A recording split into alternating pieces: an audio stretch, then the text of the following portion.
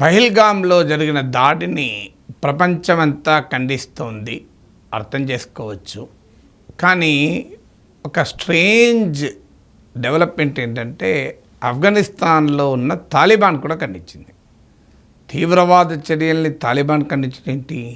Taliban మించిన తీవ్రవాద సంస్థ ఇంకేమైనా ఉందా? ఒసామా బిన్ లాడెన్కు ఆశ్రయం ఇచ్చిన తాలిబాన్, ప్రపంచంలో తీవ్రవాదుల పొరిటిగడ్డ ఆఫ్ఘనిస్తాన్, భారతదేశ విమానం కాందహార్ కైజాక్ అయితే మనం కరడుగట్టిన తీవ్రవాదులను అప్పజెప్పాల్సి వచ్చింది కదా.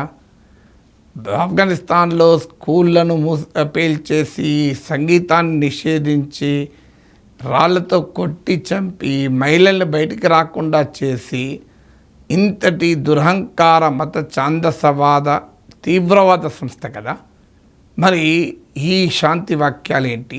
కాస్త ఆశ్చర్యం వేస్తుంది. ఎందుకంటే తాలిబాన్ స్టేట్మెంట్ చూస్తే it disturbs regional peace, security, అంటే ఈ ప్రాంతంలో స్టెబిలిటీ, అంటే ఈ ప్రాంతంలో సుస్థిరతను, శాంతిని, భద్రతను దెబ్బతీస్తాయి ఈ దాడులు అని కండెమ్ చేసింది.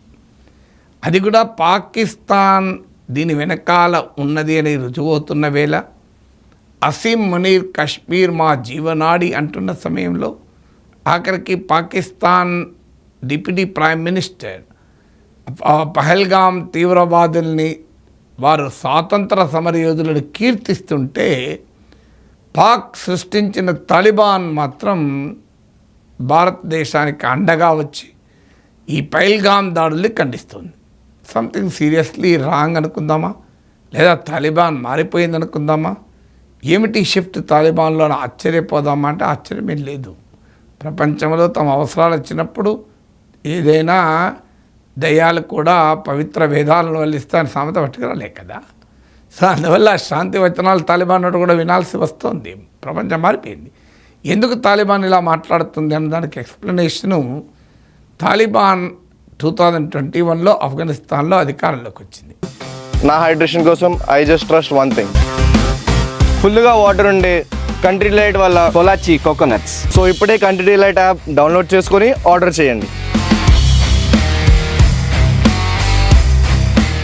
ఇంట్రెస్టింగ్ ఏంటంటే ఇప్పుడు తాలిబాన్ పుణ్యమానే ఈ ఆయుధాలన్నీ కాశ్మీర్లో వచ్చాయి. ఇప్పుడు ఈ పహల్గామ్ దాడుల్లో వాడిన M11 ఈ పహల్గామ్లో వాడినటువంటి M4 అసాల్ట్ రైఫల్స్ ఇలాంటివన్నీ కూడా ఆఫ్ఘనిస్తాన్ మీదుగానే కాశ్మీర్కి వచ్చాయి. అవి ఏంటంటే అమెరికా అకస్మాత్తుగా రాత్రికి రాత్రి ప్యాక్ చేసుకొని వెళ్ళిపోయాయి.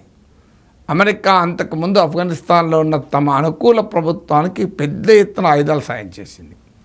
కానీ తాలిబాన్తో ఒప్పందం కుదుర్చుకొని రాత్రి మూటామల్లా సదురుకొని వెళ్ళిపోయింది అమెరికా సైన్యం. దాంతో ఆయుధాలన్నీ తాలిబాన్ వద్దనే ఉండిపోయాయి. మీరు ఆ రోజుల్లో చూసింటే తాలిబాన్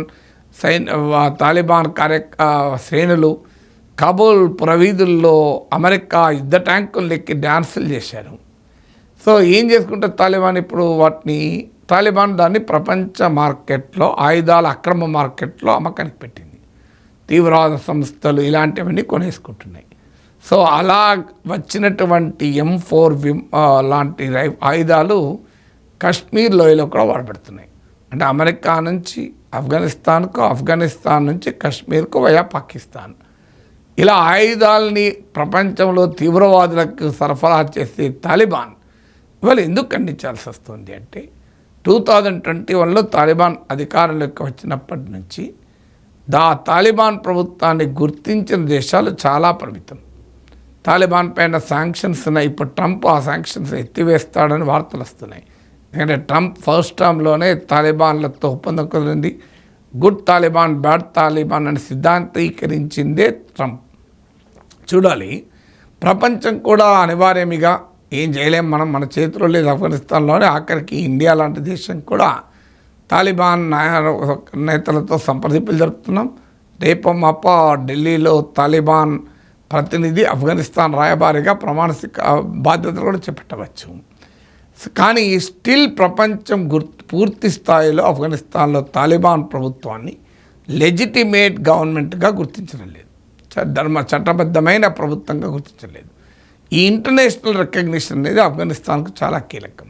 ఎందుకంటే ఆఫ్ఘనిస్తాన్ మానవతా సాయం పొందాలన్నా, ట్రేడ్ జరపాలన్నా కూడా ఈ రికగ్నిషన్, ఇంటర్నేషనల్ కోఆపరేషన్ అనేది చాలా కీలకం. పెట్టుబడులు రావాలన్నా. సో ఒక ఆఫ్ఘనిస్తాన్ అభివృద్ధికి కావలసిన నిధులు తాలిబాన్ వద్ద ఉండాలంటే కూడా తాలిబాన్ పైన ప్రపంచ ఆంక్షలు పోవాలి. ఇవాళ ఆఫ్ఘనిస్తాన్కు చెందిన $100 కోట్ల అమెరికన్ బ్యాంకులో స్తంభింపజేసింది అమెరికా ప్రభుత్వం. ఎందుకంటే తాలిబాన్ లెజిటిమేట్ రూలర్గా అమెరికా గుర్తించడం లేదు. గుర్తిస్తే ఆటోమేటిక్గా ఆ నిధుల్ని ఆఫ్ఘనిస్తాన్లో ప్రస్తుత అధికారం ఉన్న తాలిబాన్లకు యాక్సెస్ వస్తుంది. అనేది ఆ తాలిబాన్ లెజిటిమేట్ ప్రభుత్వంగా గుర్తించడం లేదు కనుక ఆ నిధుల్ని లెజిటిమేట్ ప్రభుత్వం వచ్చేదాకా మేము ఇవ్వము అని స్తంభింపజేశారు. సో తాలిబాన్ ఇవాళ పహల్గామ్ దాడులకు ఖండించడానికి మొదటి కారణం ఏంటంటే it badly needs international recognition. అంతర్జాతీయ గుర్తింపు కావాలి, గ్లోబల్ మెయిన్ స్ట్రీమ్లో కలవాలి, తనను కూడా ఇంకా తీవ్రవాదిగా కాకుండా పద్ధతి ప్రకారం నడుచుకునే ప్రభుత్వంగా గుర్తించాలి అనేది తాలిబాన్ కోరిక. వాళ్ళ స్వభావం మారలేదు కానీ కోరిక ఇది. అందుకొరకు ఈ దాడుల్ని ఖండించి ఉండాలి. రెండవది, ఇటీవల కాలంలో తాలిబాన్కు పాకిస్తాన్కు మధ్య సంబంధాలు దెబ్బతిన్నాయి. ముఖ్యంగా ఖైబర్ పఖ్తూన్ఖ్వా ప్రావిన్స్ ఆఫ్ పాకిస్తాన్ బార్డర్లో టెహ్రీక్ తాలిబాన్ పాకిస్తాన్ పైన పెద్ద ఎత్తున దాడులు చేస్తుంది. టెహ్రీక్ తాలిబాన్ పాకిస్తాన్ ప్రత్యక్షంగా తాలిబాన్ అనుబంధ సంస్థ కాకపోయినా తాలిబాన్ స్ఫూర్తితో పనిచేసే సంస్థ. అలాగే పాకిస్తాన్ ఆఫ్ఘనిస్తాన్ మధ్య బార్డర్ డిస్ప్యూట్ ఉంది. సో తామే సృష్టించిన తాలిబాన్లు తమకు వినడం లేదని తలపట్టుకుంటున్నారు. సో అందువల్ల కూడా పాకిస్తాన్కు ఇండియాకు మధ్య జరిగిన ఘర్షణలో భాగం కదిది. అందువల్ల పాకిస్తాన్ పైన వ్యూహాత్మకంగా అటాక్ చేయాలనే ఉద్దేశంతో ఇండియాకు అనుకూలంగా పహల్గామ్ దాడుల్ని తాలిబాన్ ఖండించిందా అనేది రెండవ అనుమానం.